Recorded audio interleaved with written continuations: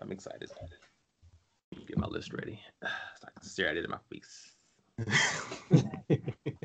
All right, let me. Want to be like the High School Musical? Okay. Sally sells sheets High to a School guy on Musical? a seashore. Never seen High School Musical. You never seen High School Musical? I can. Kick you out of this. Somebody about to kick you out of this podcast. It's like not one, not two, or three. Saw Camp Rock though. That's important. Get out. Just get out. Have you seen Camp Rock? But I haven't seen High School Musical. Oh, Wasn't High School Musical was after Camp Rock? If I'm correct. It was not. Yes, it was. No, it wasn't. I think it was after the first one, but it wasn't before. I'm pretty sure High School Musical, the first one, came before Camp Rock. Because High School Musical came out when we were in middle school. Camp Rock was 2008. So we were in high school. 2006, yes. Get some. How about High School Musical 2? That's one I probably remember. No, that was 2007. Wow, they went back-to-back years. Yeah. Congratulations, you played yourself. Yep. Well, at least it came out. out. I'm partially right about 3. They came out High School Musical. See, I thought didn't High School Musical go to the theaters? Or was it just exclusive? It was all on Disney. Disney Channel. Then they came out with like the sing-along version. Cause we're all in this together. Anyway.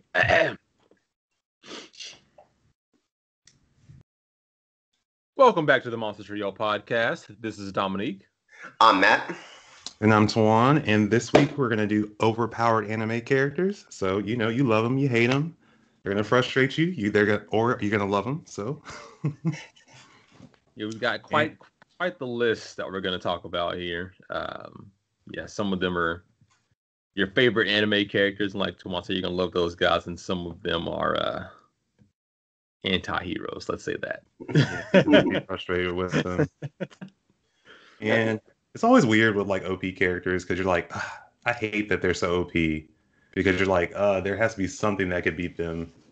And then sometimes you're just like, yeah, I want you to just destroy everyone in this show. I don't want anyone to even be able to step to you. Yeah. Not even a question about it. But they frustrate you too, because they're, especially the villain ones, but the hero, it's just, I don't know, it goes both ways, I think. But then it also goes down to like, what do you consider a hero and a villain? Because, you think about One Piece, and like in the One Piece world, the pirates are the villains, but to us, the pirates are the heroes. So it's like, what do you consider your hero and your villain? It's all based on perspective, though, because like even like going back to One Piece, because not all pirates are heroes or not all pirates are villains. Because I love / hate Doflamingo. He's my favorite. Doflamingo is a villain. Period. Yeah, I mean, but he's the best villain. Like he got that charisma, he got that drive to destroy. I mean, he had a perfect backstory. Yeah, some cool sunglasses. Like the fall from grace. Anyway, this is not. I know we're the Monster Trio podcast, but this is not an OP can also stand for One Piece, but that's not what this is. It's always the easiest reference. It is. I was like, when we had it written down, like, OP characters, I'm like, okay, yeah, I can rank my top 5 One Piece characters. I thought we were done this too, but okay, we can do it again. But that says like, overpowered. Yes, that we can also do that. That's. Oh man, and there are. We were kind of talking about it. It's so interesting because you can't really compare in between universes, because there are just some guys that are really OP in their universe, but if you were to compare them to like another universe, they wouldn't be nearly as powerful. Like I'll give Kirito for an example from Sword Art Online. I mean, in his universe, no one's touching him. Then you bring Kirito to, let's say, even My Hero Academia, like he's probably getting clapped. Yeah, it's pretty interesting how it goes about that way. But I'm really excited to dive into this with you guys. I know we're gonna have a lot of overlapping characters. Um, so Shall we get started? So we can go ahead and dive into it. So I'll start off with probably the one that's on everyone's list is going to be Saitama from One Punch Man. He is Oh like my god, you hit my poster boy battleship. for an OP anime character. All it takes is for one punch. That's One Punch. And I feel like season 1 showed like how OP he was like every episode up until like, episode 10 or 12, whichever it ends on. like that first episode, especially that ending dream sequence, like, oh, this show is gonna be set up to be something really cool. Like he's gonna fight all these really, really tough villains and stuff like that. And it's like, and then he just wakes up and is like, oh man, that was a really cool dream. And like I had to buy all the sewer monsters, and then maybe like 8 episodes later, he does fight like the Sea King, and the Sea King is just wrecking everybody, all the top heroes, and then he just comes in and is like, "Oh, what's this fish doing out of water?" No spoilers. Sorry. I mean, you gotta give references to how strong he is. I know, but we don't want to give away. But that one isn't. I don't think it's not as bad as the end, like the end of the first season. I mean, yeah. But it's just for Saitama, every time like they set the villain up, I mean, he just comes in and does what the show says. That's And I mean, it's funny. We can really just say that the OP here also stands for One Punch, because that's top One Punch anime characters. Let's start with Saitama, because like obvious. But yeah, he's also on my list. It's almost impossible to not have him on here. It's just he's like y'all were saying, One Punch is everything. Quite literally everything is One Punch. Almost everything. I don't want to give away too much, but yeah, and then it's like with him, it's also not even that he has the super strength that results in One Punch, but he also has incredible reflexes, top-notch speed, and incredible durability. So like, it's easy to say someone's overpowered because that one punch destroys whatever it touches, but it could be a character that you have to like. I think there's a king in One Piece that has like a really powerful punch, but he has to sit there and charge it up, and he's not fast to throw that punch. Not the same for Saitama. He throws it as quick as he wants to, and he can dart around faster than anybody else in the universe. It's wild how crazy strong, powerful, and quick he is. So obviously Saitama's on the list. And it's the way that he also got his power, because he just got it from doing 100 push-ups, 100 sit-ups, and running 100 miles every day. 100 miles, 10K. 10K. Oh, 10K. If you ran 100 miles, sleeping with no AC on, you gotta remember that. Oh yeah. In the house. Spoilers, by the way. That's how you get super strong. You want the perfect workout? All right, so obviously that's one character. Another anime character, and obviously, guys, we're not going to focus on just protagonists. For those of you listening, I don't want you guys to think we're only going to talk about protagonists in anime. Side characters, villains, everyone's an option. Really feeding into just how crazy strong everyone is. Except non-canon characters. That's, yes, let's make that clear. They don't count. So with that, I am gonna go with someone that's probably also on you guys' list, and that is gonna be Madara Uchiha, but reincarnated. Yes, reincarnated. I believe, but reincarnated is specifically the most. Specifically. Do you want to know something? What? I don't have him on the list. I haven't written down though. I definitely have Madara written down, but I was like, I just couldn't. Oh my gosh! How do you not have Madara Uchiha? He's been like, look. I'm not sure if I showed you guys how the list looks, but it is just a giant mess of crosses. But Madara went toe to toe with an entire Shinobi Alliance, an entire war with this man, him versus everyone, and he wiped the floor. He worked I never said I didn't think about him. I just said I didn't have him on my list. Let me get this straight. I am not the bad guy here, okay? Madara is the bad guy. I'm letting people know why he's on my list. I'm not. It's a shame he's not on your list, but I'm letting people know why he is one of the top 10 OP anime characters. When you to not give away spoilers, it does reason that he's even more powerful now than he was when he died at the founding of the village.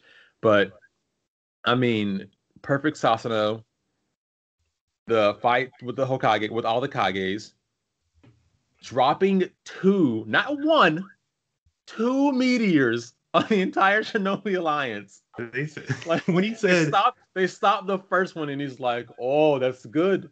What are you gonna do about the second one?" How do you not love this man? Oh, I mean, I do love him. I love him as a villain. I mean, he's a villain for like 200 episodes in Naruto. I mean, he is. I mean, yes, he's very overpowered. It takes over an army to beat him. Yes, yeah, I agree. But no, I like I said, I have him written down. I just didn't put him on my top 10. He also went toe to toe with all 5 Kages by himself, as well as the other Rasengan and Sharingan and Geku Sharingan. He's mastered ninjutsu, genjutsu, like the list just goes on, and he can't be touched. Yeah, Madara Uchiha is reincarnated. I mean, even Madara Uchiha originally was really strong too, but Hashirama was stronger than him. But now reincarnated Madara is like this man is. It takes an army to beat him. Let's just say that. It takes over an army, actually. It takes over an army. Over an army. I was like yeah, because another crazy feat that he did was like they I think that they used like a water style jutsu. He used his fire style jutsu. They had to use like an army of people just with water style jutsus to combat like 15 people using a water style. These 15 like water style users to deflect and pretty much just neutrally end out his one fire attack. Like one man's fire ability versus like 15 people's water, and it was even matched. Like that's crazy. So I'm looking at my list and I'm just looking at everything. It's like, okay, like why did I choose these characters? Like only 3 of my characters have been clapped. So that's also why. Like if you've been defeated, that's one you're not that overpowered, to be honest. Like yes, you might be strong, but like if you die because somebody else, like yes, you're powerful for so long. Like you could easily put Frieza on this list, but Frieza is not the most powerful character anymore in the Dragon Ball universe. Also, I also don't think I could really include Frieza because Frieza wasn't ever really OP in his universe. Like he was always kind of to some degree even with someone. Like there wasn't really ever because even until he transformed, then he become more powerful. No, but there was never a part where Frieza really stood out above everyone in the competition. Like when Frieza was beating up on like for 50 years. And Frieza was told when he was coming up that he was like not to mess with Boo. Yeah, he already wasn't the strongest. And then obviously when we got to really actually see Frieza his powers, like yeah, he was taking out like Kid Gohan and freaking Krillin. But then, and I guess Vegeta, but then like Goku showed up and was kind of fighting. Like everyone kind of fought Frieza evenly or a little bit below Frieza to an extent. And then Goku got his first transformation and beat Frieza's ass. Like there was never. So Frieza's like, eh. I mean, yeah, he's but he's still. I mean, battling the same villain for what anywhere up over 20 episodes. I think you can be considered as an overpowered character. And he wasn't even using his full strength yet either. He was just toying with Goku. He had his hands behind his back in the fight for 3 episodes before Goku bit him, and then he had to punch him to get him off his tail. Look, Matt, I'm listening to and I understand your want. I'm not saying Frieza's not powerful, but there's a difference between powerful and overpowered. Frieza's not overpowered. All right. Who's next on your list? Yeah, let me. Which one should I? I'm gonna wait for a couple of them that you guys will easily call me out on. And guys, we're kind of going through this list right now. Guys and girls listening in, we're going over this in no true particular order, like not really top 1 to top 10. there are some I think we're gonna save towards the end who may be our number one, but this is kind of just the general gist. We made a top 10 and are just kind of speaking through some of those in our top 10 because it's really hard to determine and within that who's the strongest of the strongest type of thing. So Yeah, universes are so different. Yeah, can't compare. Yeah, let's go with about somebody being clapped. Or actually, never mind. That's a little spoiler. Sorry, there's a little spoiler about somebody being clapped. Let's go Escanor from Seven Deadly Sins. Hell yeah, baby! Yes. The Lion Sin. Let's go. Lion Sin of he is Pride. overpowered, and it's just that's a beautiful overpowered character. Like I came so close to putting him on my list, like yeah, so close. I didn't put him on the list either, Matt. So. I But mean, that's a we'll good eventually do like lists of like the top ranking the Seven Deadly Sins, but he is by far my favorite sin. It takes almost 50 episodes before you actually get to meet him, and then you just meet this little bartender, and then all of a sudden he just waits until noon to play the scare game, and oh man, just high noon, baby. That's such a powerful. one. It doesn't matter how strong the other person is, like it's almost who. He plays his part to the best when it gets to noon. Like, it doesn't matter how powerful you are. He's like, oh, that's how powerful you are, but I'm just going to get even stronger. I mean, he only has like 1 second of opportunity, but he always takes it. But yeah, the cool thing with Escanor is that he was talked about so much in the beginning, and like it was kind of like, yeah, they have this one. There's one person in the Seven Deadly Sins who's stronger than Meliodas. And everyone was like, "Oh, who is this person?" Like, "Oh," and like we started to meet everyone, all the sins, and we never met Escanor. And it was just kind of like, "Well, what the heck? Why haven't we met Escanor yet?" Like throughout the entirety of like the first season of everything happening, like all the big battles, all of that, no Escanor, and everyone was like, "Well, what the hell?" And then, like Matt said, when we finally did meet Escanor, and you just like you see this really scrawny bartender, and you're just like, "That's Escanor," and man. I guess this gives what his abilities are. It's not really like a spoiler, but Escanor essentially has the power called Sunshine that as he gets more powerful as the day goes on. So, well, as the sun rises. So when the sun's out, he's like a little powerful, but then as the sun gets to its highest peak, when the sun is at its apex, that is when he is at his, and he's called the One, where he's pretty much invincible. And I mean, the dude just like gets bigger and bigger, and like he starts to rip through his clothes, and just gets this really large frame, and it's just so crazy powerful. And it was just, I love and yeah.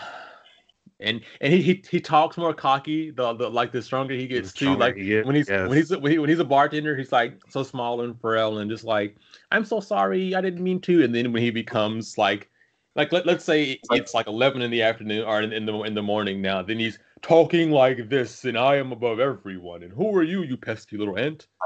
You don't know what pride is, because I am the pride. Oh man, he doesn't fear anyone, and he's just like, why would I fear you, or why would I hate you? I'm stronger than you. I feel sorry for you. Or when he was going toe to toe with the commandment, and you. That's what I'm saying. Like, yeah, I don't want to get too much rid of it yet, but that's what I'm saying. Like, he's just like, I'm strong. I feel pity for you. You feel pity for me. I feel pity for you. It's so I love this character because one of the debates I love people talking about is like who's more of a I'm blanking on the word, but essentially who talks more shit, Escanor or Vegeta? who's more of a cocky bastard, Escanor or Vegeta? It's awesome. Gosh, that's a hard one. It's hard. I think it's Escanor. Because Vegeta will talk so much and then get clapped, but he'll still talk even when he's like on death's bed. Again, like with the whole I guess we keep talking about Frieza, but like when Frieza had defeated Vegeta and Goku showed up, and Vegeta was like, "What is this?"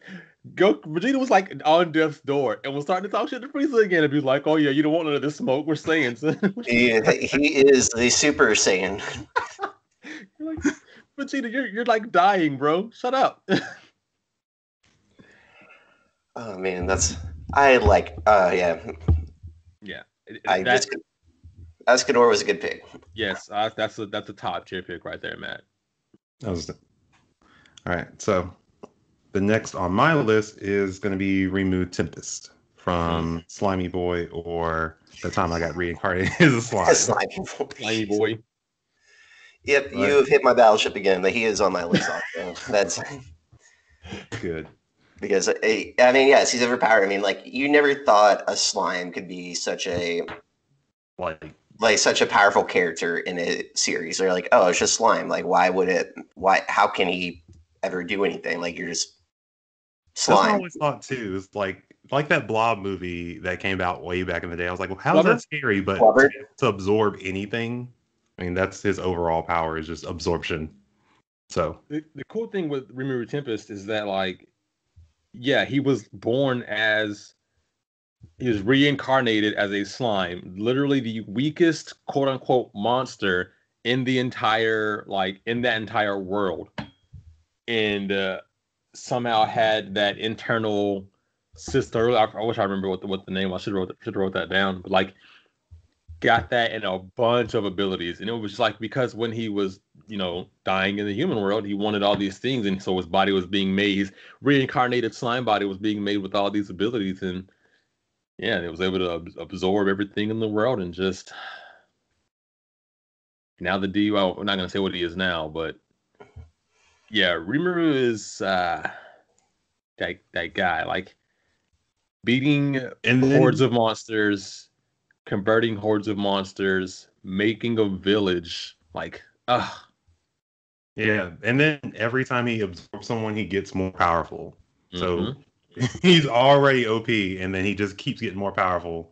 And it's always funny because, not to ruin anything in the beginning, but he'll use those powers, but then he'll always have to fall back on his ultimate ability. Yeah.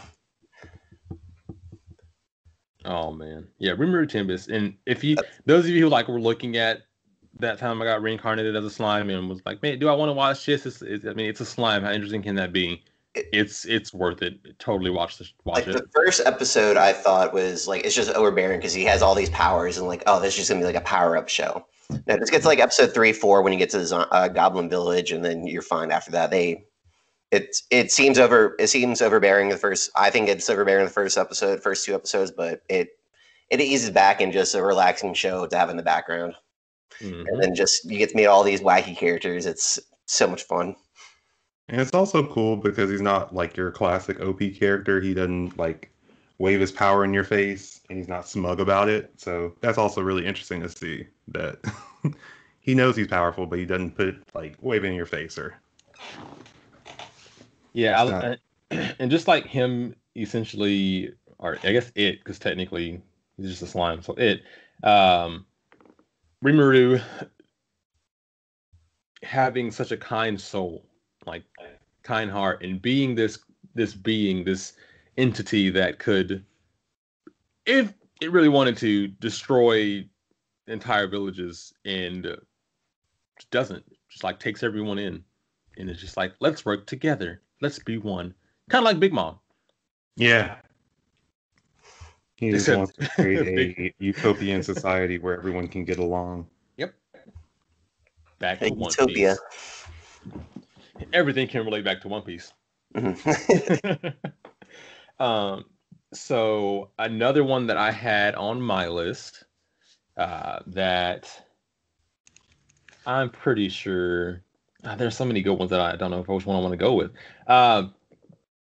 Another great one that's on my list that I think we're gonna have in common would be Mob from Mob Psycho. I have not watched Mob Psycho, so I don't. Neither have I. So he is not on my list. So I didn't watch Mob Psycho for the longest time. And finally I was like, let me just sit down and watch it. And man, Mob Psycho 100 is fantastic. So essentially Mob has telekinetic powers, but incredibly OP telekinetic powers. And some accident happened to him when he was a kid, so he sealed essentially all of his powers off, but still had a pretty good ability.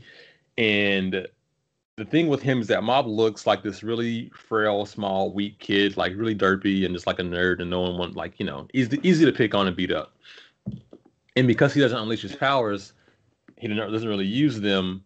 It's easy to kind of do those things to him. But when you get mobs like emotions running high. Like for example, if like you beat up his like you pick on his brother or you know beat someone up around him or something like that, something that's important to him, and you get him like angry or elated or something like that, and then all of a sudden like the screen just pans to numbers, and you'll see like a percentage start to rise, and when it hits 100, then like mob is at his like essentially his maximum power, and it's just like wiping the floor with people, and then it goes to a question mark, and that's when it's just like his powers are uncharted. Like he's so powerful right now that we don't even have a number for it.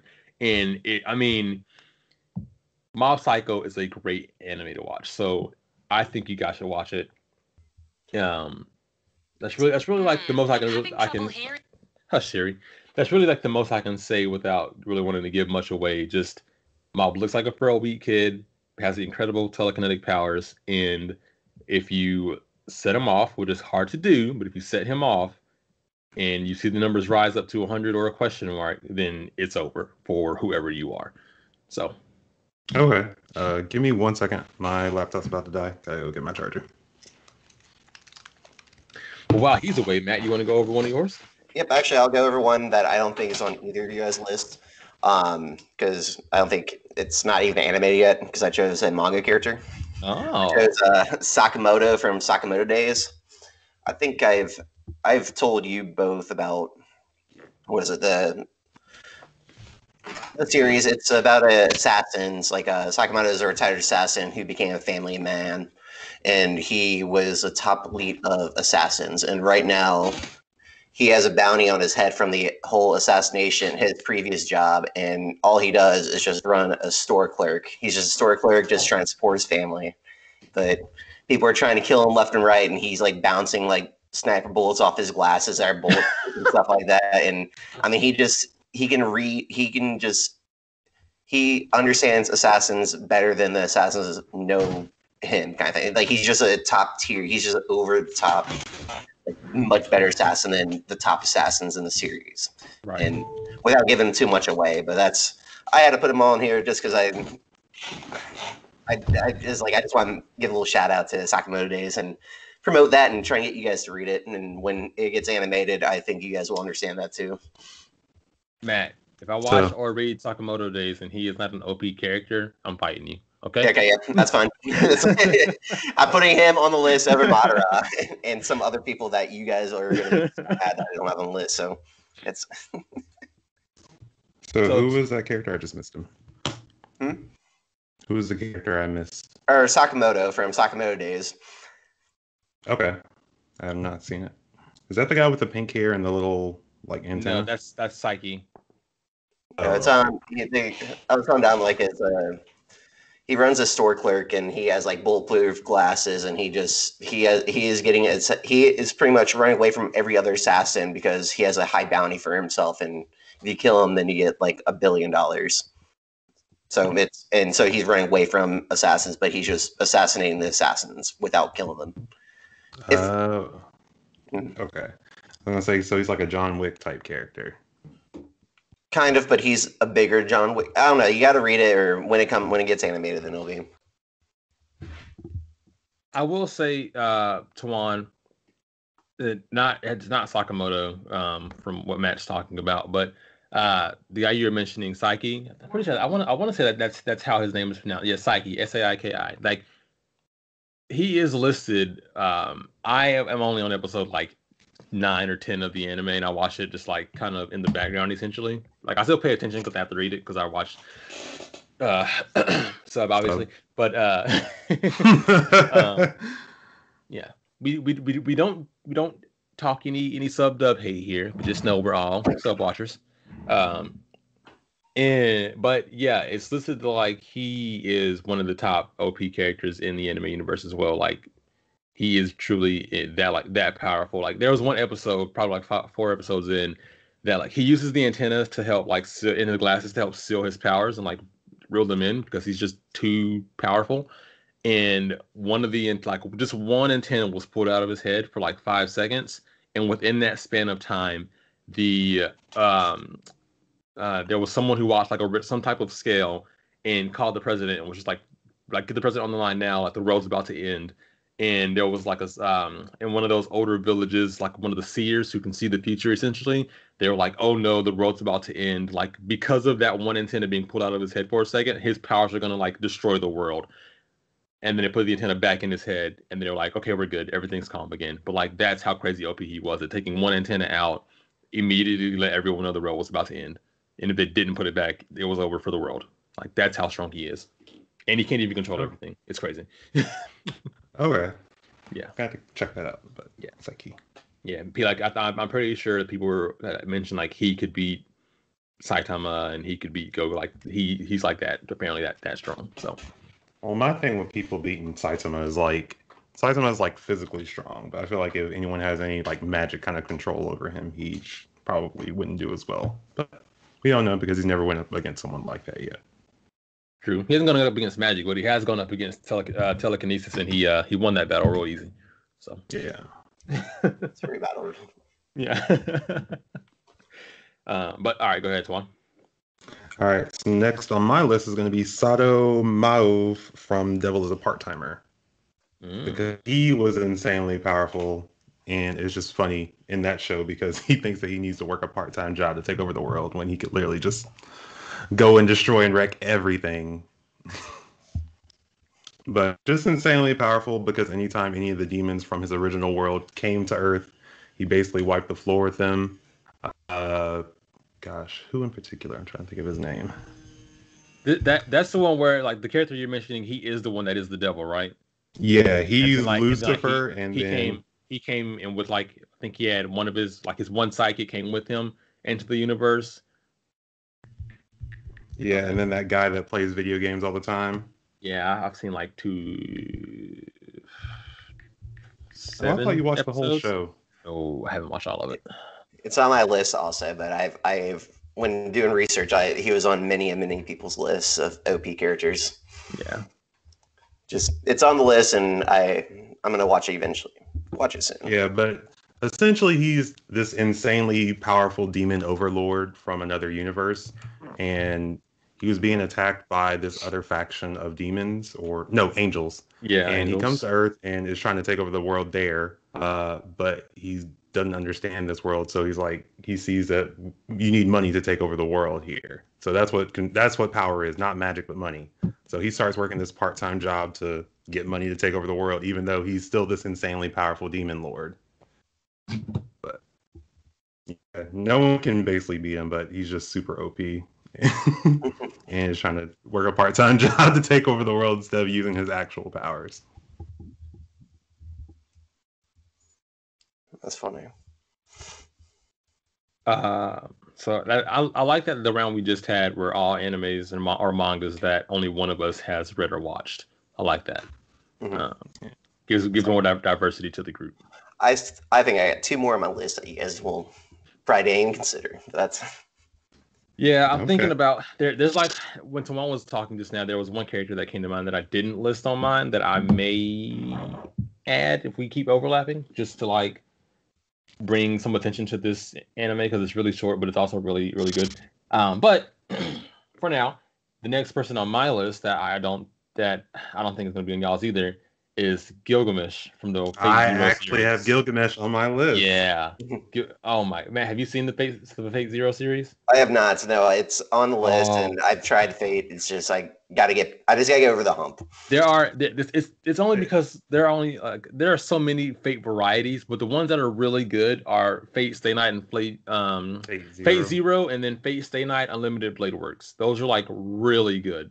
And I think they're followed in the pattern of back to back. And Gilgamesh is essentially, so each hero has their own noble phantasm, which is like their biggest ability, and it's a conjuring of, is it 7 or is it 10 heroes to one? Do you remember? I believe it's 7.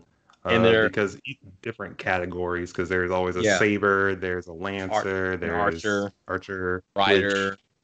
Gilgamesh was the archer in one of the series, and then was he? I know he was in Fate Zero and Stay Night, but I can't remember if he was. He was summoned in Fate Zero, and then he just existed in Fate Stay Night because of what happened in Fate Zero.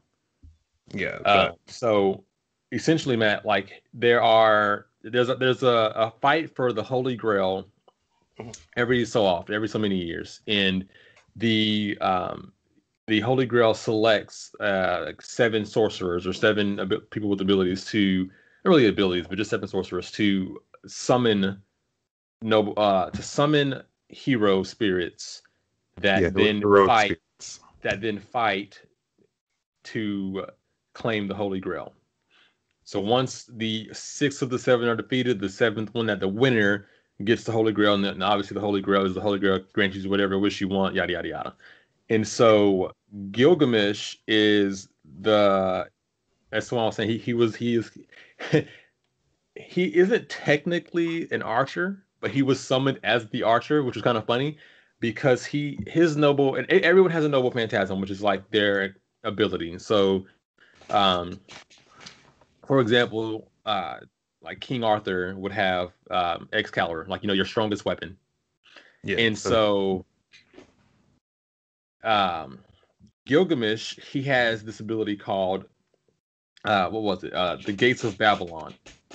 So in the Gates of Babylon is where he stores every single weapon he's collected throughout history, because that's what Gilgamesh did. It was collected all the strong relics and artifacts and all of that. So he uses the Gates of Babylon in his battle, and it's just him sending out sword after lance after weapon in his fights. But then he also has this final weapon called Ea, it's EA, and Ea is also known as the Sword of Rupture. There's no one. I mean, everyone's cheering for Saber, but there's no one that can touch Gilgamesh. Not a soul. I mean, it says that he's the strongest heroic spirit. Also, that he's like 2/3 God. So yeah, like no one can touch Gilgamesh. It's I love, and especially because in his Gates of Babylon with the noble phantasms, he also has every heroic spirit's noble phantasm. So like, that, like, I hate him so much when I watch the anime, but you have to love him. I mean, he's just yeah. So yeah, Gilgamesh, 100%. Yeah, nice pick. Well, this one I doubt you guys have on, but for my next one, I'm going to choose Salem from Ruby. As you guys know, I am a humongous Ruby fan. But Salem is the overarching villain, and she is immortal and trying to get people. She manipulates people so hard, and then she's trying to kill herself, but she has to sacrifice pretty much the rest of the earth in order to do that. And Ruby and the gang try to stop her from doing that, but it's kind of a double-edged sword because they're trying to kill an immortal being, right? Who's trying to kill herself. But it's just her powers. She controls Grimm and stuff, and it's just this past arc for, I think, season 6 or 7. But she is a monster. Huh. It's interesting that you said how you're like she controls Grimm, so it's like a person who controls death can't die. Pretty much, yeah. That's actually really funny. Yeah, man, I love that series. I gotta get back into it. I stopped after season 1, so I think it was because we all started watching like when it came out, and it was just like those short films that it was quick. It was easy to watch because they were like 3 or 8 minute episodes. It was really easy to just like watch them. And then I guess like when the gaps happen in those, with them not being main type of anime, that you just kind of it's easy to forget about them. It's easy to forget, and they come out like once every. It's because it's not like when it was like Red versus Blue, where they came out like every year with a like new season like this. I don't know exactly Ruby timeline, but it's always been like a year and a half or like 2 years before the next season comes out because of the animation style. Yeah, it's really easy to forget about them, and then you lose them, and you're like, oh, I was watching that. I forgot all about that. So, yeah. But I mean, even after season 1, it's when a certain character dies, it's pretty much sets up like they still reference that in season 7 of one of the characters. So to help a certain character grow even stronger, but that's getting a spoiler, and that's why I'm being very vague. Hey, which we appreciate. We try to do no spoilers for the audience, so we're thinking of you guys and girls listening in. Sometimes it's hard not to do spoilers, and honestly, guys, if an anime has been out for like a decade and something's happened and you still haven't seen it, I mean, maybe you're new to the anime world, and I can respect that, but we're well past spoiler territory. Like we Goku goes Super Saiyan. That's not a spoiler. We are allowed to talk about this at this point. Like, yeah, I mean that's like the Madara fight in Naruto is like exactly that has been. That I was so like iffy about talking about some of that because I thought that same thing. I was kind of like, I mean, that fight happened forever ago, but there are like Naruto is one of the big enemies that some people are starting to get back into or watch. I'm just like, okay, well, I'll talk about Madara, and it's okay that I spoil that he was reincarnated, but I'm not gonna like say how powerful he was and like who he defeated and things like that, and like why he was so powerful. It's like some small details I don't want to get rid of you guys for. Like knowing Madara came back isn't as much of a spoiler as like you learning what his new abilities are. So, or dropping meteors. Yeah. So, but yeah. So we apologize in advance for any possible spoilers for those of you who are maybe new or have been pushing off watching a certain show and are finally thinking about doing it. But if it's been out 5-10 years, then we're most likely going to talk about what happened, at least to some extent. So apologies in advance. If you hear us talking about a character that you don't know much about yet and you want to learn about them without hearing it this way, maybe kind of fast forward a little bit through the podcast. But yeah, who is it? My go or is it who just went? Matt just went. Matt, not Michael. I said Matt. Yeah. So it would be my go. Matt has, my go. I thought you said Michael. I was like, no, it's it's your go to one. Sorry, so it's one. Yeah. So I'm gonna go with Kuro Sensei from Assassination Classroom because he's super powerful to be able to threaten the world to destroy them, and no one could do anything about it. But Mach 7 speed, Mach 20, Mach 20. Yeah, Matt, he's Mach 20, my guy. He's Mach 20. That's how fast Kuro Sensei is. See, I thought the other dude was Mach 20, but that's... Yeah, Kuro Sensei is Mach 20. That's all I'm going to say. But yeah, I mean, he's super fast regardless. Mm-hmm. I still love the scene where he takes a couple of students across to United States during lunch just so they can watch the movie. Oh, no, sorry, it was the movie. It was the movie, yeah. I actually haven't seen the Assassination Classroom movie. No. They went to go see a movie. We were talking about they missed the opening premiere, but they're showing it in the United States. He's like, oh, we can just go there if you guys really want to. It's like, yeah, he took them there so they could go learn a lesson essentially. Because even though he is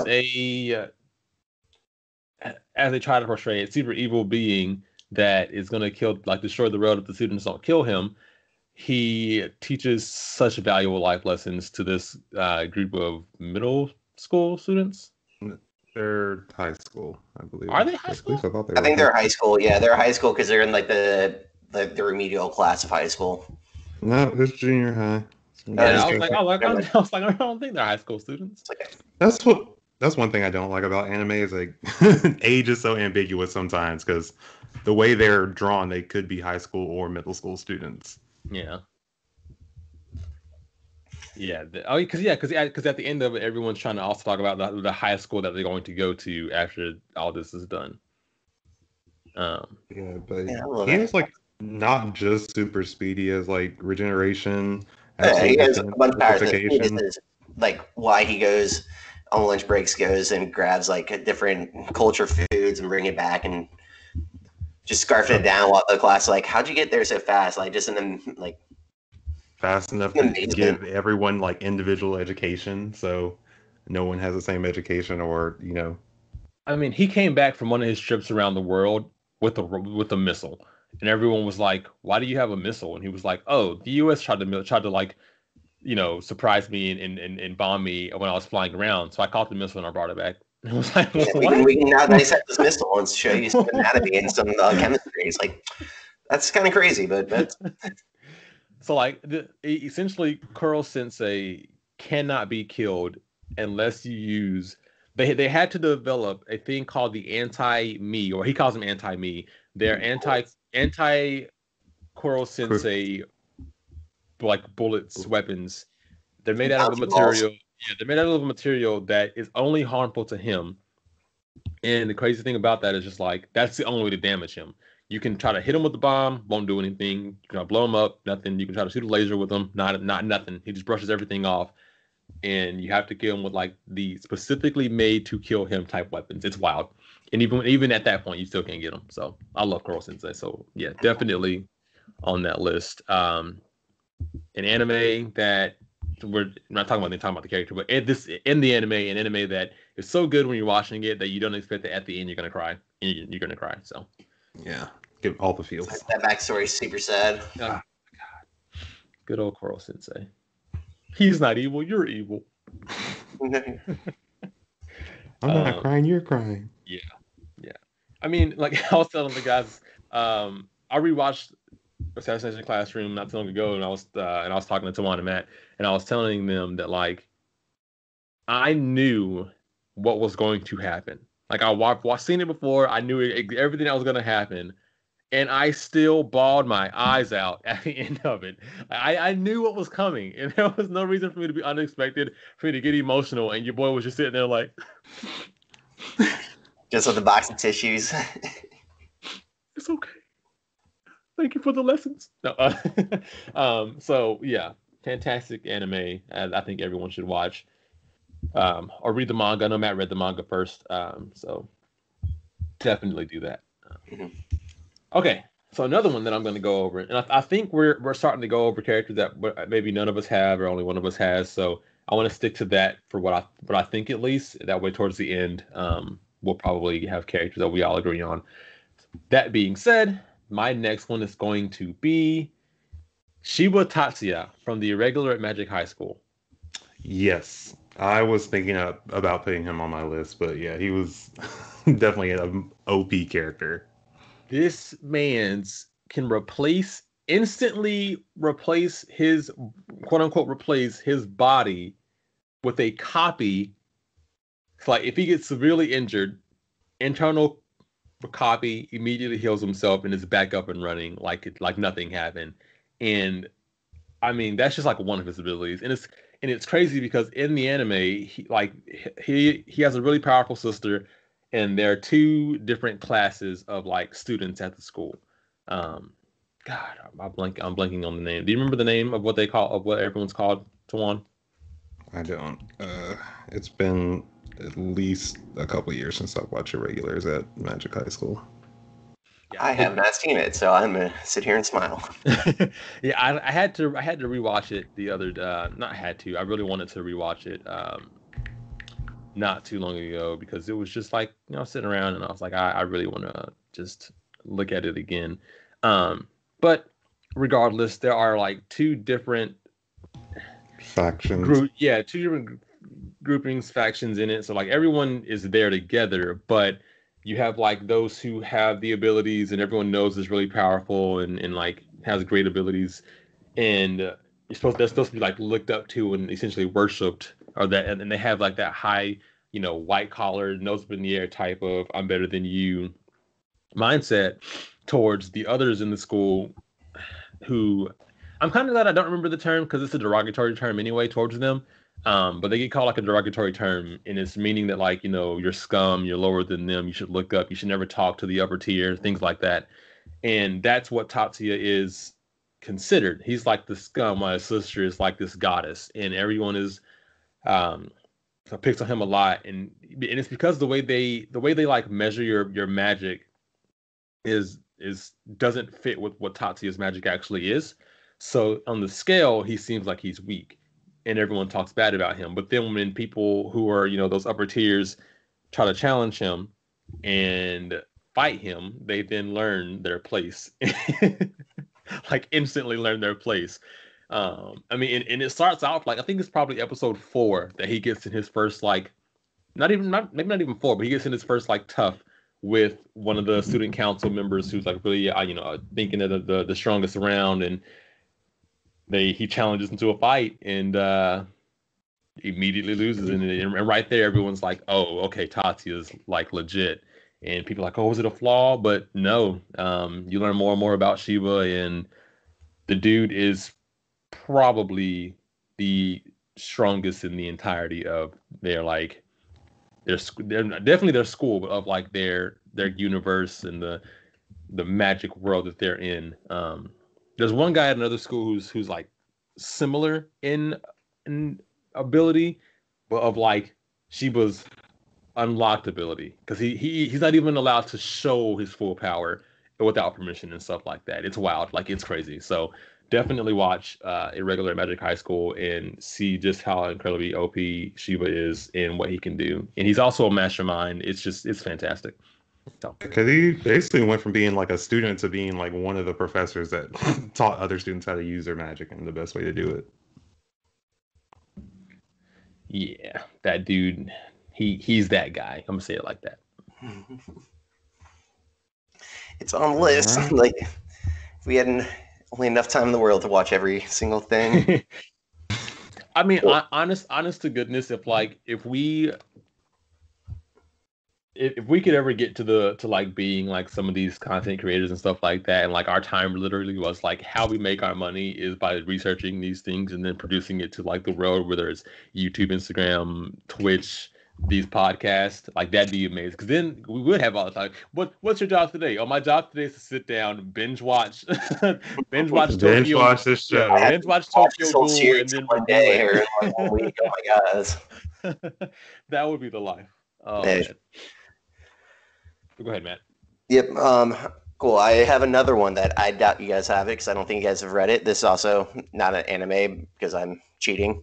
I'm choosing Mashell from Mashell Magic and Muscle, and I think I've told you about I've told you guys, you being Twan and Dom, not the audience, about the series where Mashell is a non-magic user in the world dominated by magic, and he uses muscles as magic. It's just so funny. It's just he's like, oh, let me use my quad magic, like my quad magic real quick. And it's like, did you just say quadricep magic? He's like, what does that mean? And then he just jumps really high in the air, kind of thing. And yeah, I remember like briefly hearing about this when I was going. I think I was out for a run and I was listening to Rant Cafe, and someone had mentioned this. And I was like, what is this? And they were going into the, because I think it was like right when it was supposed to come out. It was a really old episode. And as he was describing it, just like what Matt said, I was like, I kind of want to watch this because it was like literally, if you're a non-magic user, they like don't they like kill you if you're a non-magic user or something like that. It's just weird because he's just so like he's raised in the woods pretty much, and his father trains him every day, so he's just like doing all these reps, like 10,000 reps of like 225 dumbbells just easily. So like he's just so physically fit in this world that people, not say people aren't fit, but they're just in a world where magic is part of everyday life, and they try and get rid of the non-magic users since they're the lesser being. But he proves that. It's just so funny. It's the funniest scene. One of the funniest scenes. They're doing like a little Quidditch match kind of thing, and but they asked him to join the team because he beat a guy in a race because he threw the broom and then just jumped on the broom to the finish line. So they asked him to be on the Quidditch team, essentially. And so he's like, but he told the guys, like, I can't do this. I can't fly. I really can't fly. And he's like, no, you're really good. You beat the school record. Like, you have to be on our team. So then he's just standing there on the ground. Everybody's like, what are you doing? Like, get up in this air. Like, help us out. Like, our team is losing. And he's like, oh, I don't know what to do. So he just jumps, and then he's flattering his feet so fast that he's just suspending himself up in the air. It's he seems like Asta. He's Asta. Yeah. Yeah, pretty much. I mean, yeah, he's Asta. I feel like Asta in that same world would be doing the same thing. And maybe Asta's probably not as creative enough to like just swish his feet back and forth to use that to fly, but he's essentially Asta because he's just training. So good. And he's just, I mean, everything. Right now he's like battling the top magic guys, and he's holding his own, and that's, I mean, it's just, he's very funny, very recommend when it gets animated. If it's not already animated, I'd have looked at the list, but easy watch. But he sounds like he's powerful, just not overpowered. Just throwing that out there. I mean, you just gotta read or watch it, and then you'll understand. I trying to give away anything too much? That's All right. All right. reminder. I chose him over Madara, by the way. Just a reminder. And this list is about overpowered characters. Yes, So he is just overpowered think in about this this. realm. Yes. I like the pick, Matt, if that makes you feel any better. Thanks. All right, so gosh, there's only 4 left on my list. Okay, I think this one will probably be on one of yours. Is Sinbad from Magi? Probably not Matt's, but Nope. Matt, I'm gonna throw your whole list away. I've tried Magi. I gotta get over the hump of Magi. I've tried so many Listen, times. I've tried at least 4 okay, times. okay, Like that's fine. Inuyasha. If I've you, tried. if you, I've tried to watch Inuyasha. I just can't get it. Matt, just I don't get it. that. Magi is you have to get into Magi. It's not like it is something you like. If you don't like it, then it's really hard to get into it. But Netflix has done us a blessing, and they just released The Adventures of Sinbad. Not just released it, they released something that's just The Adventures of Sinbad. It's been out for a while. You can just watch that. It's only like 12 episodes. Yeah. Matt, it makes you understand why Sinbad is the way he. And then you can watch Magi and be like, and then if you want to skip all the Aladdin, Alibaba nonsense nobody cares about and get into Sinbad. But because it's just really good because Sinbad is just like, and he's kind of got like the charisma of like Luffy to like get people to join him, but he's just like really. Luffy wishes he had Sinbad's charisma. All right, I wouldn't. No, Luffy wishes he had Sinbad's charisma. Sinbad's charisma is out of this world. I mean, it's been on the list for forever, but it's just, once again, when I have all the time in the world, just essentially what makes Sinbad so overpowered is his rook I don't know how to say it correctly. So rook manipulation as well as all of his metal vessels. Because how many does he have in total? I think it's 7. Yeah, but he has essentially a form for every kind of situation: a water form, a lightning form, a fire form. Yeah, he has 7 gens. And so what's cool with Sinbad is that and what's great with them releasing The Adventures of Sinbad and getting like that backstory is that essentially Sinbad was in a world that was constantly at war. Like his country was wanting to become like one of the top countries in the world, so always at war trying to conquer lands. And his dad was a war hero, but his dad was like retired. Everyone worshipped his dad. His dad only had one leg and lots of scars just because how much he served in the war. And his dad hated war because of all that he's been through. And unfortunately, some things happen and Sinbad saved, as a kid, when Sinbad's born, all of these people can see the rook flying and be like, someone incredibly powerful has just been born for the first time in thousands of years. And then Sinbad saves this one guy who turns out to be a bad guy, and because of that, his father is declared a traitor and made to go back to war which is really sad. And his dad obviously dies because he's an old man with one leg and a bunch of scars, and obviously if you're like that, you're not going to win in war. And that makes Sinbad want to change the world. I can't remember if his dad told him to change the world or if someone told him, but he got the desire to change the world. And then next thing you know, he's growing up in the country. The first ever dungeon appears, and dungeons inside of them have gens, which are these beings from what's the emperor's it's not Aladdin. Oh my god. Ball? No. I'm not saying what's the one in it, but where they all come from, who the being who Aladdin was a reincarnation of. Oh yeah, Solomon. Solomon's wisdom. They're all they all come from Solomon, Solomon's wisdom and stuff like that. And so the first one appears. It's ball. It's light. It's like this lightning being, and Sinbad conquers that and goes out on an adventure. Because when you conquer a dungeon, you get rewarded with a ton of money and gold and stuff like that. The power of the djinn and all of that. So he becomes the first one and begins his journey to change the world. And you start to see his charisma as he grows up, and you fall in love with Sinbad just in the first 4 episodes of his individual anime. That make you really want to watch Magi and see, because like Magi is Sinbad as an adult, so Yeah. you And get to it's not like even actually, focused on Sinbad. It's focused yeah. on Aladdin. So like he's already done all his life, and they mention it. And that's what I mean. No. He's a lot, but yeah. He's done. He's already done all of his dungeon capturing. He has all 7 of his gens. He's mastered all of their abilities, and you don't even really get to see much of him. But like Sinbad, so like once you get a gen, you become and then like you can pass your abilities on to your close counterparts, and they become metal vassals. So they can tap into your abilities essentially. There's a part in Magi where Sinbad gets robbed. He is naked, butt naked, and he still takes out metal vassals, people with abilities. He still defeats them with no power at all. Yeah. So essentially, what happens is you conquer a dungeon, and then you unlock the Daijin, and then they attach it to whatever metal weapon that you have, some kind of metal. So, and then they put like a little imprint on it that stores their power there.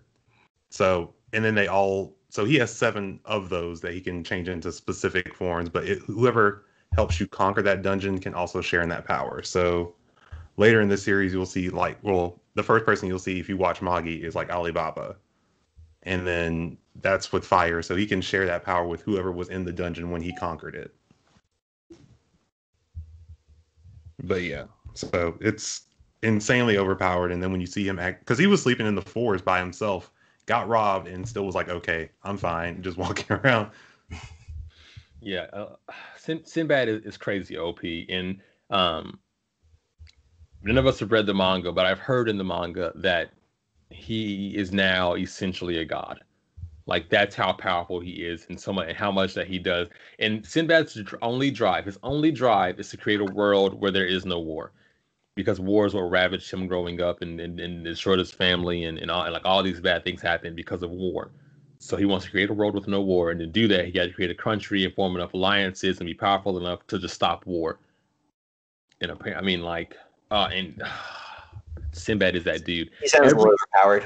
Oh yeah, so like every Was he on your list, Dom? Or oh, absolutely. That sounds like he's on your list. Every tournament that he's been like, in some of the podcasts I've listened to when they're ranking like the best lightning users or the most badass like something of some sort, Sinbad's won all of them.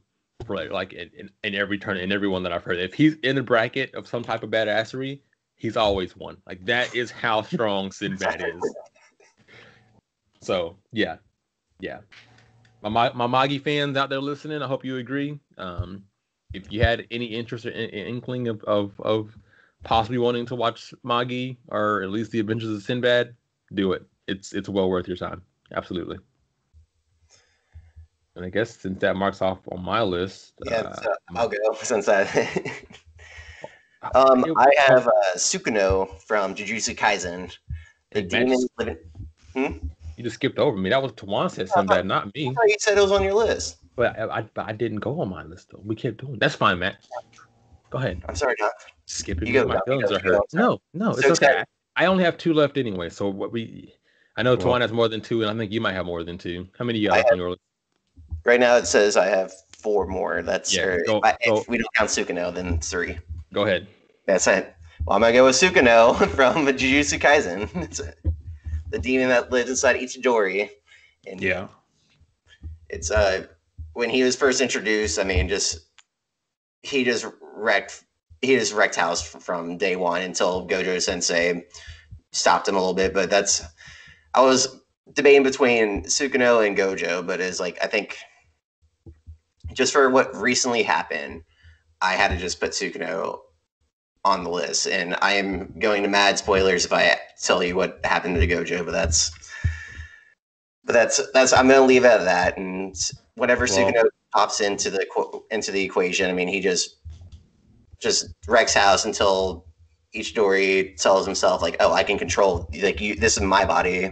You don't run this house." Until he asks to run the house, until he pretty much Ichidori is on deathbed, and then Sukuno comes in to save the day for Ichidori. But go ahead, Tawan. I know you had input on that too. No, he is a very overpowered character, and I was gonna say like when the human curse came in and was like, "Hey, don't touch my body." We laughed at that kid, but don't touch my body, and essentially wrecked him without even trying, without putting any effort in at all. And Itadori was getting wrecked, and the glasses guy, I can't remember his name off the top of my head, but the one that was teaching him with the 7-3 spot weakness. Oh, crap! I know exactly who you're talking about. I'm blanking on the name.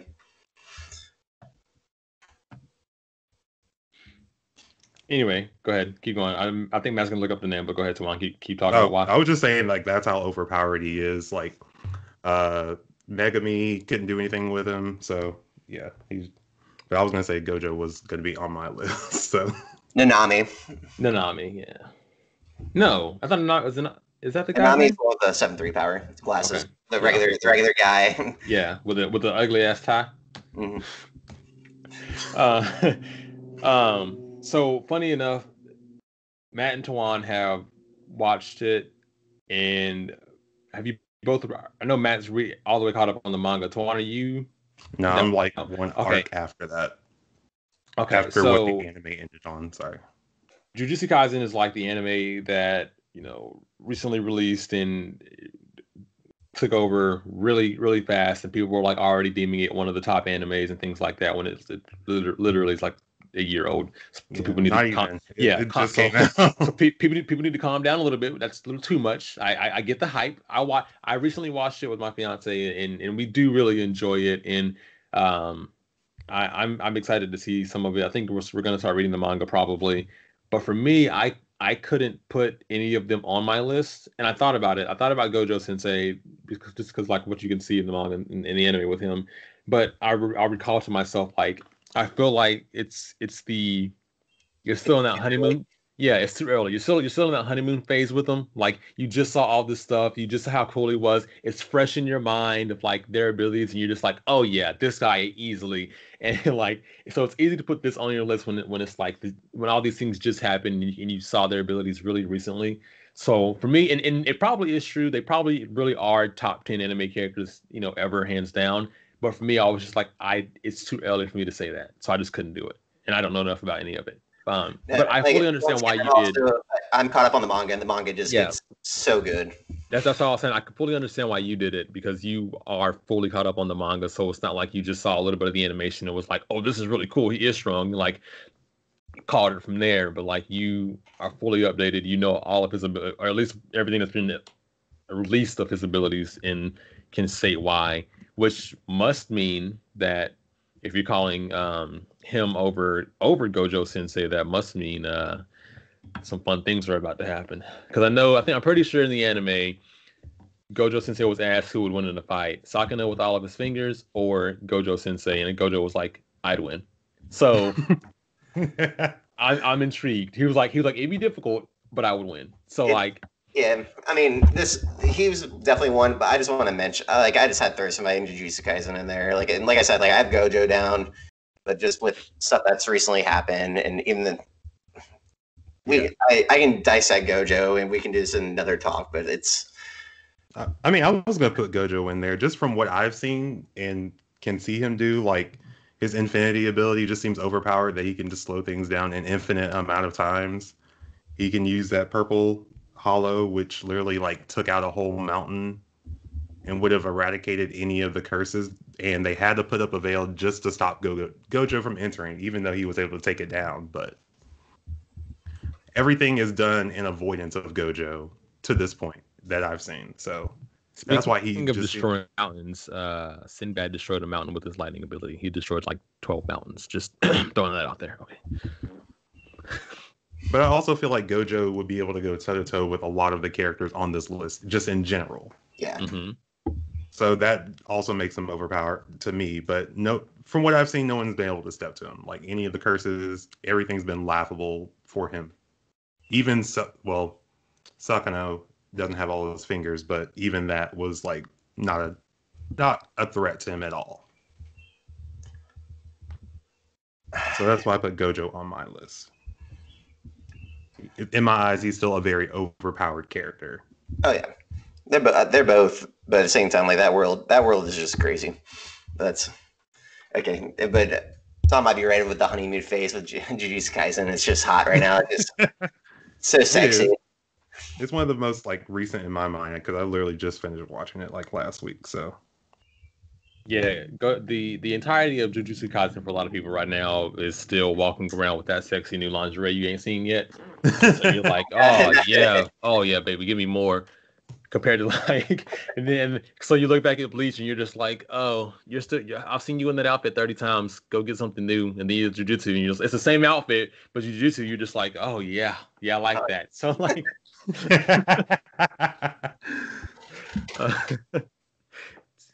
because it's so new, it's so hot. So yeah, that's why I couldn't do it on mine, at least not yet. But it is great. It's great anime. From what Matt's saying, great manga. So definitely gonna get into that relatively soon. So Matt, how many do you have left on your list? I 3 for me. I have 2, which I think both are on Dom's. I know one's on both of your guys' lists, and then the other 2 I might maybe. Okay, so I'll go ahead and say one of mine because I already know one of them is on the list because we talked about it earlier today, and like Tawan said, I'm pretty sure both of. No, one of these is on the list for sure, and then the other one I think is on Tawan's list as well, just not yours, Matt. So the one that I know is on yours, I think we talked about this, is going to be Eins Olgon from Overlord. Yes. So for those of you who haven't watched Overlord, it is an anime that is everything I wanted in an anime. There was a point in time where I was talking to Tawan and I was like, I am sick and tired of watching animes where there's this one character who's really overpowered, like most of the time it's a villain, and it's just this really powerful villain, and then all of a sudden this wimpy, whiny protagonist is getting beat up and cries and moans, and then through the power of plot armor and friendship, powers up enough to beat the villain. And I'm just like, can I get an anime where the person who is the strongest stays the strongest from beginning to end? And he was like, you should watch Overlord. And yeah, I got everything I wanted in Overlord.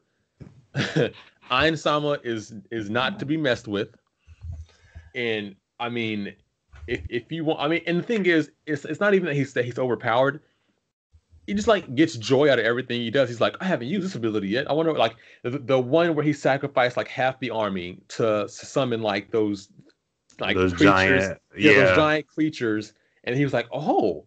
I got that many out of those, and then had them wipe out the rest of the army, and he was like, this is awesome. I didn't even know. And you're just like, what? As fans, you're just you're enjoying him have the joy of testing out his new strengths, because he was originally overpowered in this, he was the leader of a faction that it was it 12 of them or something like that, and the round table, and they were all really powerful, the strongest in their game or whatever, and everyone one at a time started to leave and stopped playing, but he stayed in there and essentially got all of the NPCs that they made and got all the strong weapons that they combined, and in this new game that was converted into it, wanted to test out if he was still, if how strong he would be compared to everyone else. And his name, it's called Overlord for a reason, guys. Yeah. And not only the fact that he is super powerful, he has this strong council of demons under his control that follow him to a T. They would give their life for him, and they're also overpowered for everyone. So none of the people in the game none of the people in the game can even step to them. Even his butler is overpowered, so it's ridiculous. Matt? I was I'm very I'm only 10 episodes in on it, but I mean, he's on my list. He's just, when they fight when he goes to the village and the guy's like, oh, I've been studying the past 7 years for this. He's like, oh, you mean the level 7 spell? Oh yeah, that's just cakewalk for me. Just oh yeah, I dealt with that week 2 when I first joined this game kind of thing, and it was oh yeah, he's gonna go places. Also, the fact that in the beginning he makes his own problems. He had who's the lizard guy attack that village and fight him to show that he was a good guy and show that he was on their side. But he makes his own problems. That's how powerful he is. Yeah, he wants to be trusted, and like it's kind of funny because his face is just a skull, so he like wears that mask so that people won't like see him as a threat. And like Juwan said, and then he'll send out his people to go attack, and then he'll step in to defeat that individual, and then be like, "You guys can rely on me. I'm a good guy." So yeah, I love it. And then yeah, just like the entourage of powerful support NPCs that he has, and everyone's favorite Albedo, the secretary, essentially. It's the one with the wings, the one's always by his side. Yeah, that is super obsessed with him, like all the Yeah, rest of them. But yeah, she's technically the overseer of the Guardians of the Great Team. Yeah, that's waifu right there. all right, Matt, what's next on your list? Which one should I go with? I'm just gonna go with All Might. Yeah, for My Hero Academia. I mean, from day one. I mean, the story now with him transferring the power, but back in his original day when he was a top hero for was we got. I mean, he used to save so many cities in a day. I'm not gonna say the exact number that the where we caught up on the manga with, but at the same time, like he to be the hero above all other heroes. And yes, he's like yes, he transferred power away, but just how like when villains are literally hiding away just so they don't have to mess with you in a society where heroes are the number one thing, number one in the universe, it's just smashing everything. Even when the Nomu come, it's Yeah, I'm starting to see how powerful. Like I feel like we don't get to see a fraction of how powerful All Might used to be. Even though, like, because he used to fight, he said he would have been able to take on that Nomu at like 50%, mhm. like no problem. But just because he's hurt, I feel like we don't get as much of All Might as we should have. But I definitely feel like he could have been considered an OP character because even, gosh, and I was gonna say Enel. when What is? when professional heroes are relying on you and you're not at your strongest, like I just can't wait to the severe like backstory we get of All Might and just see literally how like even when Endeavor was trying to become on his rise and become like the number top 5 in the heroes, and all of a sudden All Might comes to the scene, and he just looks at him and be like, "There's no way I can ever top this mountain with Yeah, you." that's what I was thinking too. Is like there's such a discrepancy between All Might and Endeavor that it's. I don't think you could really consider anyone else OP in that universe other than maybe like All for One. Yeah, which I mean, I was thinking about All for One and Two, but I was like, nah, like All Might's just Yeah, I feel like if All Might like when like tried to fight All for One when he was like at 100%, he probably would have been able to take him. it's such a And the fact that his only superpower is really super strength, and he is able to like stop tornadoes, make wind punches and stuff, just because of how powerful he is. So, because I always like think that super strength is like a lackluster superpower in my opinion. So, and like every the fact arc that that he's into, he's always the last person to arrive to save the day.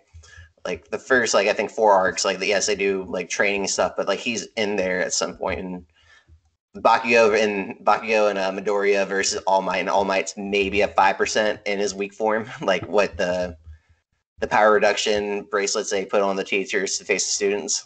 mm-hmm, So I like it. Not on my list, but I like it. mhm.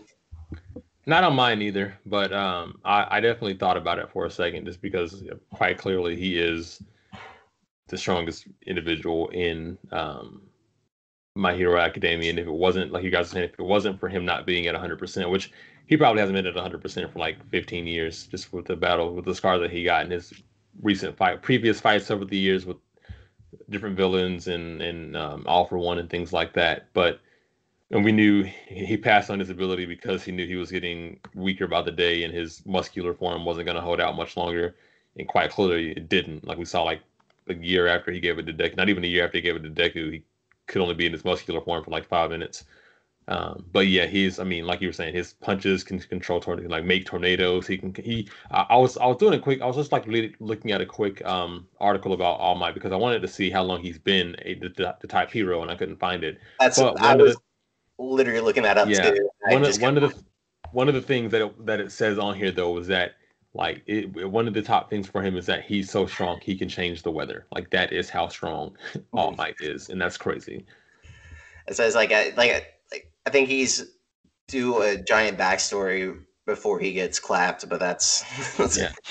And it's cool because this isn't a universe. I mean, yes, people have quirks in this universe, but this isn't a universe where there's a bunch of magic and other abilities like that. Like these are still like for the most part normal people with just like some type of quirk, whether it's Ito with like super speed, and some people have cool abilities like Bakugo's explosion and Totoro, and Shoto's have ice, have fire. But like a lot of people have normal abilities, and Some people are just like have animals. Like that's just what they are. yeah, Like the guy that is trying to like imitate not Speed, what's his name? like the guy with the tail. I was just gonna say Stain. like his Yeah. his The guy that or imitates his tail. Stain. It's like- oh, the reptile guy from the League of Villains. Yeah, he was just Yeah. Also, how does the tail make you like class A material? The tail plus his no, not the League of Villain guy. The no, we're talking about the My Hero guy, the guy in class A with the tail that Yeah. also knows like kendo and different fighting techniques. I think the combination of those is what makes him that like become a class 1A. kind of have that tail as like a third arm essentially. No, it's a tail. It's a tail. I'll go ahead and finish off my list. I know it's going to be on at least one of you guys' list. Eisen from Bleach. How do you not just when Bleach has been out for so long, and so we may go into a little bit of spoilers here, just because this all happened so long ago at this point. But Eisen, you learn about everything that he did. Essentially, everything that happened in Ichigo's life is because of Eisen, and you don't know that until Eisen tells Ichigo, like after everything that happens and they begin their fight, he's like, "Yeah, I planned out your whole life from start to now. I manipulated all of this. Like you are here because I made it so." And you learn that like Eisen, like his Zamaku's ability is like hypnosis, and so he put pretty much everybody in Soul Society.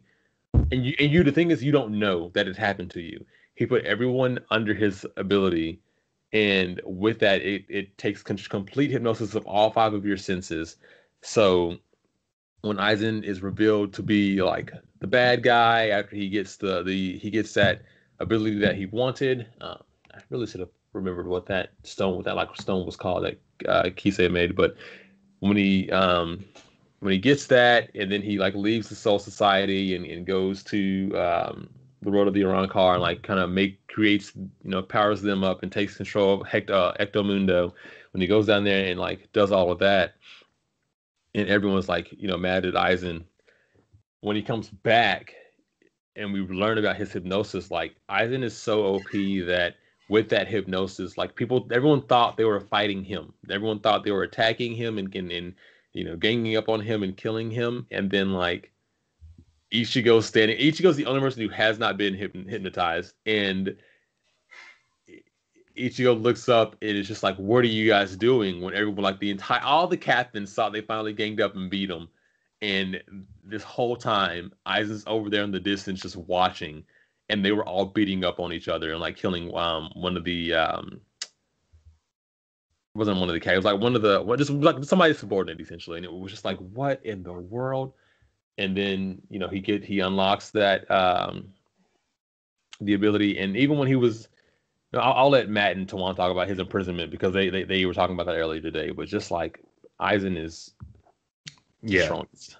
He is super overpowered, one, and then like his intellect is probably on par with that of like Light Yagami or the duo from No Game No Life. Like master strategist, tactician, basically rated among the highest, if not the highest, like rated of the captains of the what was it, 13 of them? Yeah. Master of Kido, which is their spell techniques in the Soul Society. Shunpo Master as well, so he's like super fast. able to keep up with pretty much anyone. But yeah, he was able to. They sealed him away in this chair in the Soul Society, as well as put him under like the strongest Hado, and he was still able to use his techniques. And they were only able to leave his eye uncovered, otherwise it would have released too much spiritual pressure for him. So, like, it's just ridiculous how powerful Eisen is, and honestly, he's probably the most powerful person on this list. I can't really imagine anyone stepping to him. I know that So you guys. we had talked about like Saitama versus Eisen, who would win that, but I gotta finish Bleach. That is what. I mean, essentially, everything you need to know about Eisen has already happened. Like anything going forward doesn't really change much. But about his power, like I didn't like. I know you guys spoiling me with a little bit of his power by putting him underneath the hypnosis of everybody, but at the same time, but like that's already. You said you were he's already been prisoned. The first word he did when he was like, "Oh yeah, all this I have controlled." Like this, all of this stuff happens throughout. Like because you've already seen him and Ichigo have their fight. Yeah, all this happens throughout all of that part. All of Aizen's abilities and things like that are here. Like when Eisen comes back to Soul Society, is when all of these things come to light, and you learn more about Eisen. And that's why, like when Gin wanted to take out Eisen, he had to touch the sword. That's why Gin touched his sword first, because then he made sure he wasn't hypnotized anymore, and then he went to go attack Eisen. And that's hard. And it goes into detail about why he had to do things like that, and because if you see Eisen start to, because what was it? It's pretty much saying that his Shikai ability is to hypnotize those that see its release. So if you see him release it, you're hypnotized. Like if you're just sitting there normally watching per usual, and you saw it, you're hypnotized, just like that.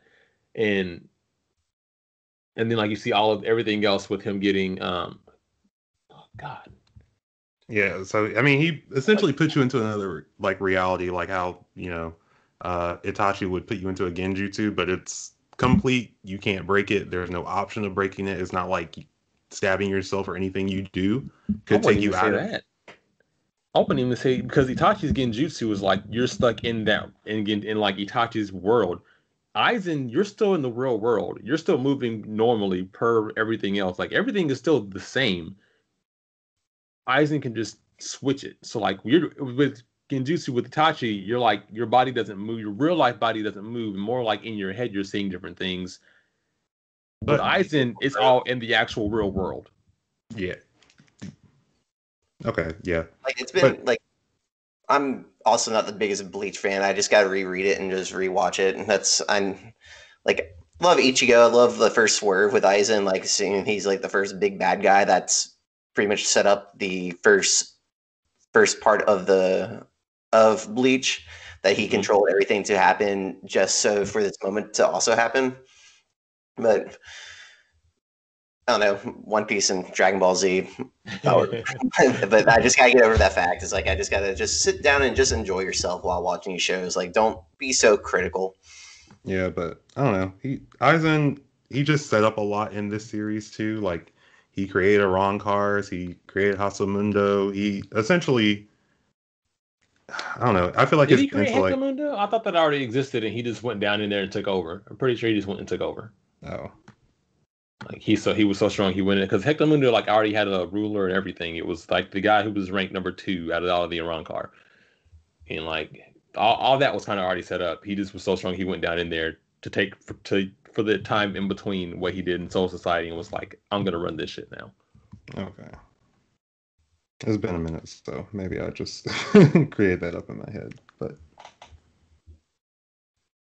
Yeah, and Eisen's whole reasoning was to, go to the upper level of Soul Society and take down like the true ruler and become the true ruler.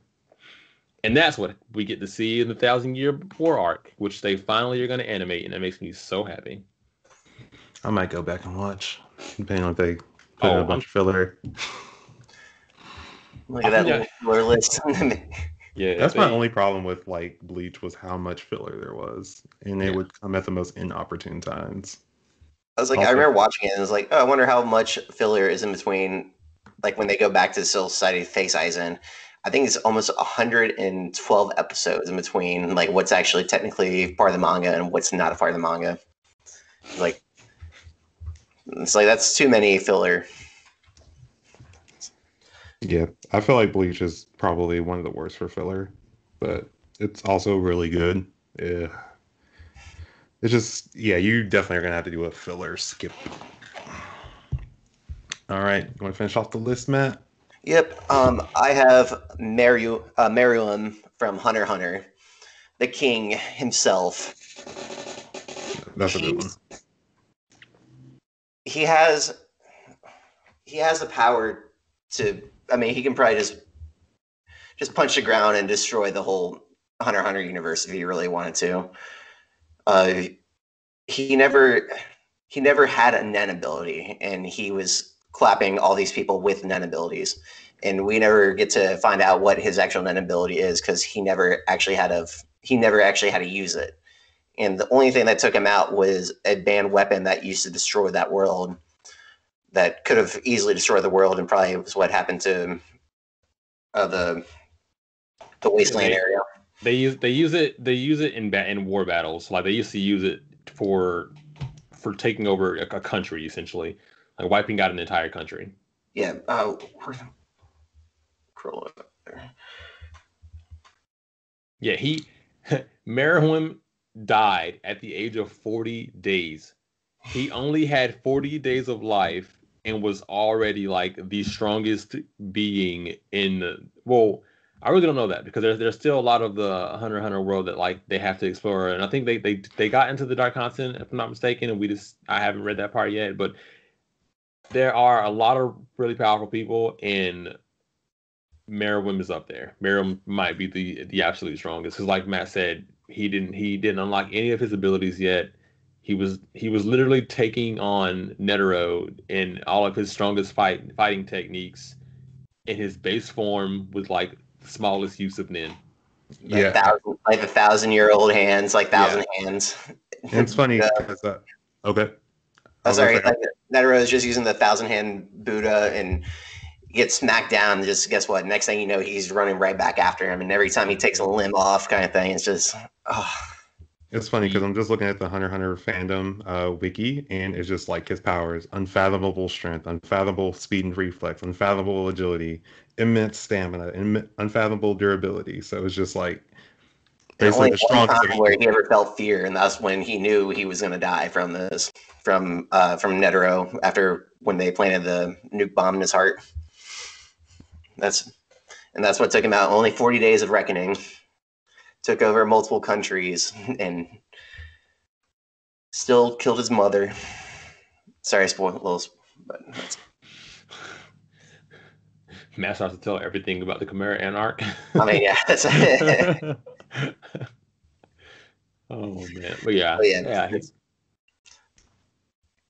he's because I know he did unlock a little bit when he got back from the fight with Netero, where he like was able to sit down and pretty much do a quick sweep with his ability, like just use his aura really quick, and then discover where everyone was in that vicinity and could like instantly be there. Mm-hmm. Like not teleportation, but just like sensory, I guess. Because, like his sensory was so strong. And then and then because he was so fast, like literally once he used his technique and located you, he was in front of you. Like no matter how far you were, if you were in that realm of his space, the moment that he located you, he was in front of you. That's it. He's no, yeah. Yeah, he's definitely worthy of being on the list. Yeah, he was, and I hate that people give someone like there's a lot of shit around the Chimera Ant, and I don't understand why, because I think it's really good. And go ahead. I was gonna say I think people were, at least me, for it was just like frustrating because they were so powerful, like they didn't have to try at it. But I guess that's a lot of villains. But the fact that they were just born that powerful. And I felt like there wasn't a lot of lead up to like them becoming that powerful, other than someone being captured and eating people with strong Nin. But I mean, I guess they're like androids, so if you really think about like androids with in regards to Dragon Ball Z. Well, when I first saw it, I was like, oh, cool, we're just going to kill some bugs. I thought it was going to be like a 3-episode, like very quick arc that Gon and the gang will take care of. But no, it turned out to be a little bit more deeper than that. All right, Merum's Nin abilities. Aura Synthesis. Merum's initial ability gives him strength through consumption. His aura grows every time he devours a user of Nin. Metamorphosis. After absorbing large parts, obviously when he got Poof and Yubi, he's able to transform and use their abilities. So like he grew the wings and everything else. Rage Blast. After absorbing large parts of, again, Poof and Yubi, he was able to fire off explosive blast of aura from his arm. Photon, which is what he used to pretty much release photons in the air, like with his aura, and then locate anyone anywhere.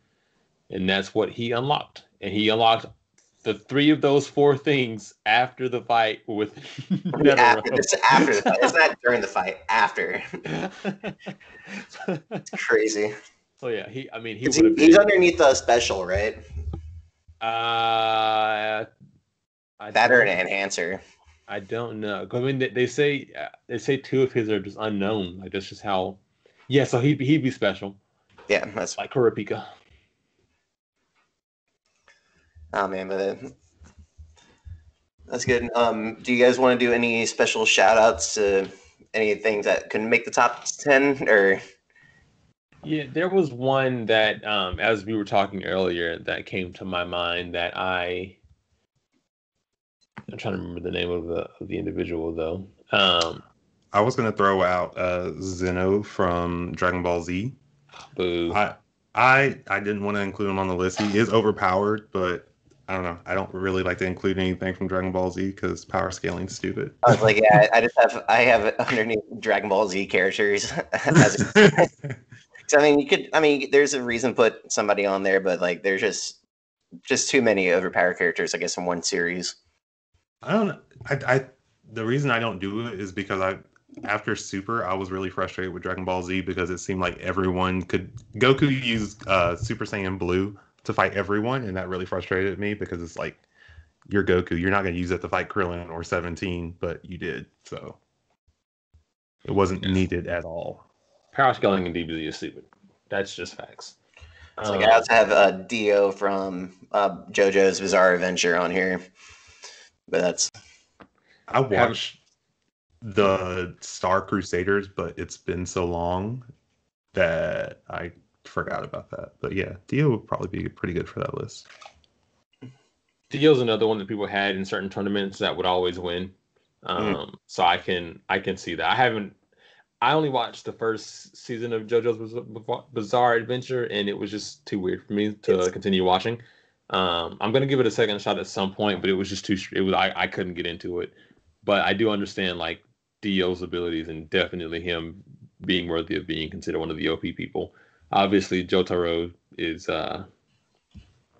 also up there if you got Dio there, but I had Rizel from Noblesse or Noblesse? It's essentially like a world of nobles, and they're these like higher tier beings that oversee humans essentially, and like there's like a hierarchy to them and all that stuff, and they want to like protect humans and whatnot, but they all have really crazy abilities and powers. But Rizo is what they call the Noblesse, Noblesse. So he's not the same as the nobles. He's on par. He's not even on par. He is the only one of this title and of this description. He's not a part of any of the royal families. He is the other to the lord of all the nobles. But he is, from my understanding and from what I'm saying, watching it and everything, stronger than all of them. And it's a really short anime that's out so far. So I would say if you got a little bit of time, like just give it a watch because it's different and cool. I think it was on Netflix. But yeah, give it a watch for sure. Yeah.